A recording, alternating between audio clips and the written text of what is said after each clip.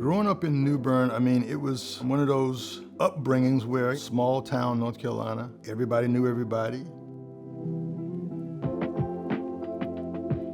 There's a lot of little instances growing up that were anchored in a plate of food. I changed the word trade to I'm learning my craft. And that became a whole different perspective now. Now I started digging deep. I started learning about what it meant to learn about different cultures. The one aha moment that was really pertinent to me is that, you know, growing up in Eastern North Carolina, we ate specific food.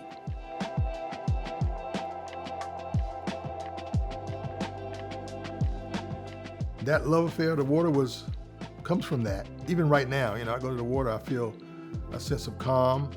I feel at peace. It feels organic there for me, and I go right back to those roots. Yeah, they grow in these beautiful little clusters. Oh, wow. My name is Ricky Moore, and my home is Chapel Hill, North Carolina. I'm from New Bern, North Carolina, and I'm the chef and owner of Saltbox Seafood Joint in Durham, North Carolina.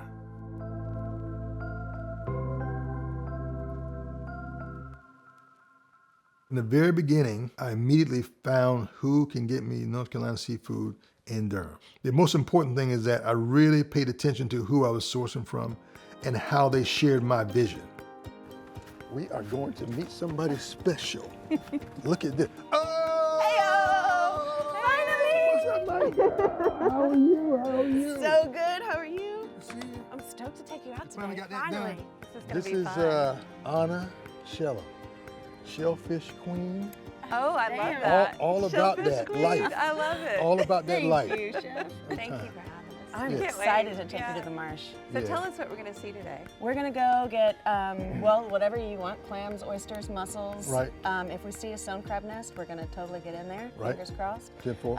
We're gonna do sea beans. You asked for those yeah, for sea your beans. Sea preparation? beans are important because it's going to be part of the preparation. We're going to do this, whatever we harvest, shellfish pot roast stew thing.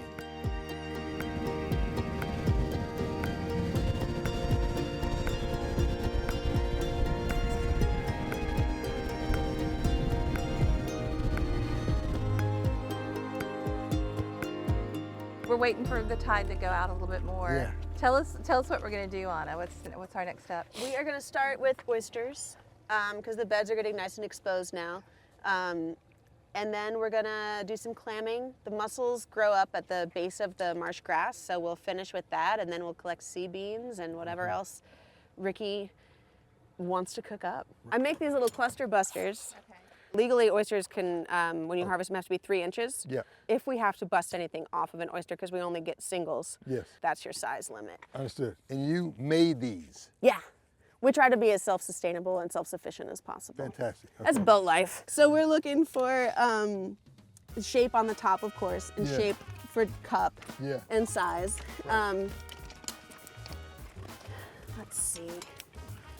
The tricky thing about the wild is you never, like when we land on an area, I never know if they're gonna be. Hey, look up. Is this That's pretty. my first one? Hey! There you go. So next I'd hold it by the oyster itself. Yeah, okay. And got then it. break the excess off. Got it.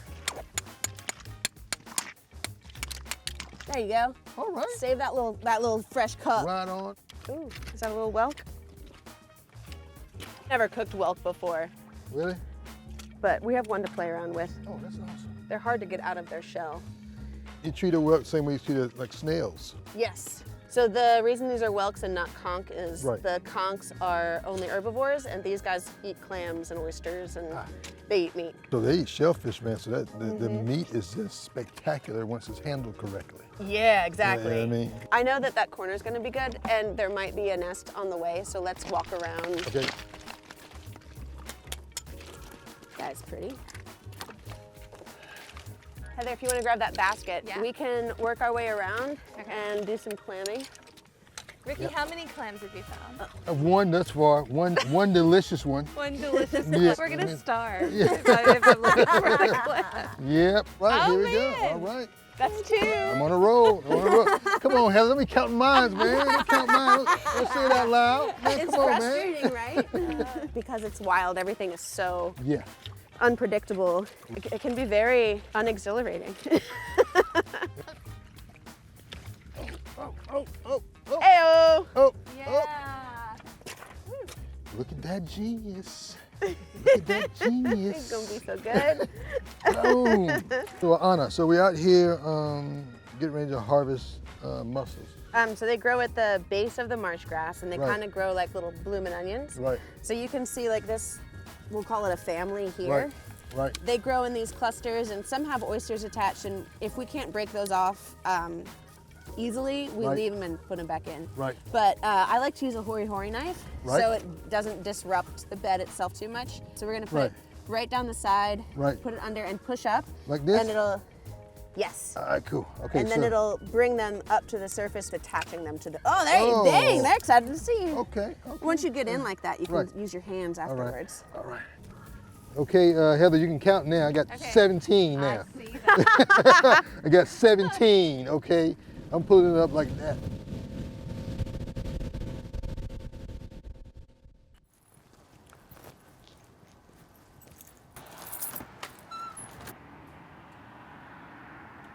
We do a lobster roll social every year. Been doing it for the last 7 years, I believe. And it started off as me wanting to serve lobster rolls. That's it. I know it's not North Carolina local, it's not. But I like them. So I wanted to serve them on the menu. Now, on that day, I also serve crab grits in the morning.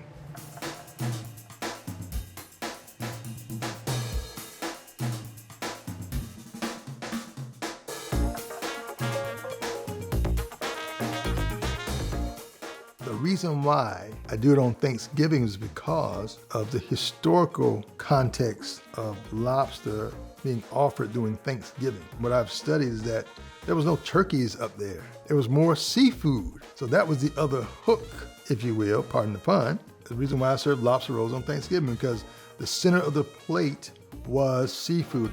That's what we call GBD, golden, brown, and delicious. It's been our tradition for a couple of years now. This is our third year coming. They're really good. If you have a chance to, you should get them. It's this wonderful part of the Stone community. It's just a really food-centric community.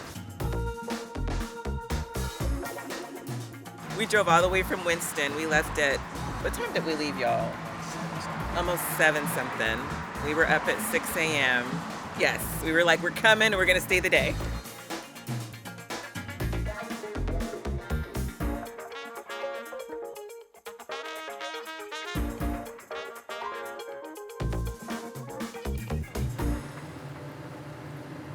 I was blessed to have a lot of good cooks in the family.